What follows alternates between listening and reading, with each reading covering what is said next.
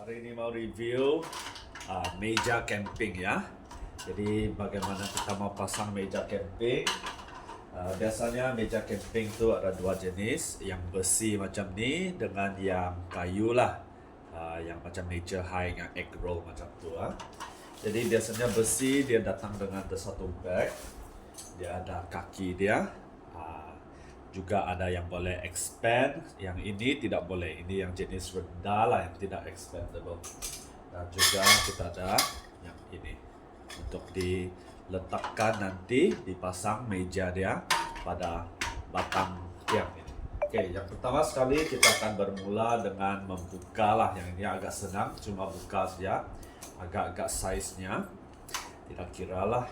Setelah kita ada nanti itu, kita akan dapati ada dua jenis lah, satu yang lebih panjang yang macam ini dan satu yang lebih pendek, di mana kita kena sambungkan.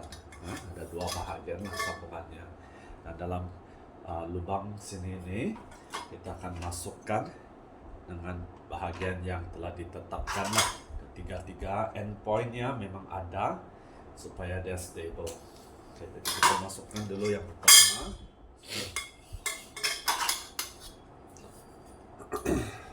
Masukkan, tekan sajalah, agak senang. Jadi kita kena pastikan dia punya adjustment panjang itu kena sesuai lah bersamaan dengan yang dibagi itu. Oke, dia boleh adjust mejanya itu, pastikan ngam telah masuk. Oke, gelasnya di sini. Oke, bila sudah siap satu bahagian, kita juga boleh sambungkan ke bahagian yang kedua lah. Jadi lubang dia di ujung, kita masukkan. Sekarang kita buat bahagian ini pula, samalah, kita masukkan ke dalam bahagiannya, dan akhirnya di sini. Oke, bila dah siap, last sekali, bahagian atas mejanya dia memang ada hook, telah disediakan lah di bahagian begini.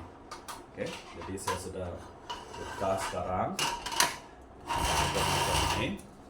Kita boleh bermula dengan satu bahagian dulu, baru sampai hujung. Saya akan buat di bahagian ini dulu, masukkan ke dalam polnya.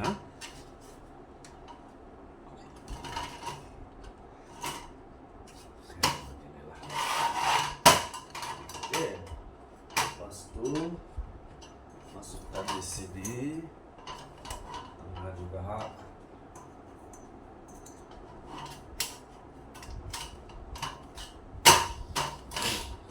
Dan last sekali kita adjust. Kita adjust juga di bahagian ujungnya. Ya. Lihat sini juga lah.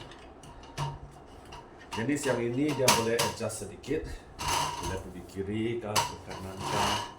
Boleh carilah bagian tengahnya itu. Oke, lepas itu kasih ratakan dan siap. Inilah meja dia. Oke, inilah mejanya yang tidak boleh di adjust lah ketinggiannya seperti begini.